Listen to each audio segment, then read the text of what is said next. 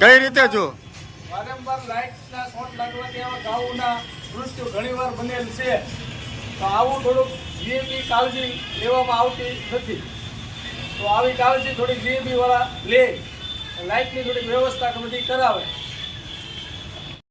કઈ રીતે જોશે ભાઈ? આ શોર્ટ સર્કિટથી ગાયનું મૃત્યુ થયેલ છે ને વાયર ખુલ્લા હોવાથી ગાયને કરંટ લાગેલ છે. વારંવાર આવા બનાવ બને છે ને વારંવાર આ બનાવો બને છે. તો થોડીક કાળજી જીએબી લે તો સારું બને. તમે જાણ કરેલી કે આ બારામાં? એકવાર જાણ થયેલી છે જીએબીમાં, છતાં ધ્યાનમાં લેવામાં આવેલ નથી.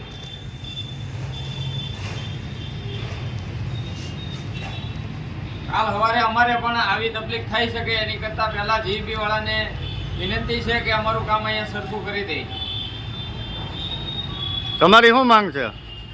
અમારી તો કાલે આવી આપણે માણસને પણ શોટ લાગી શકે, તો એનો જવાબદાર કોણ? આ તો ગાય ખાતા છે.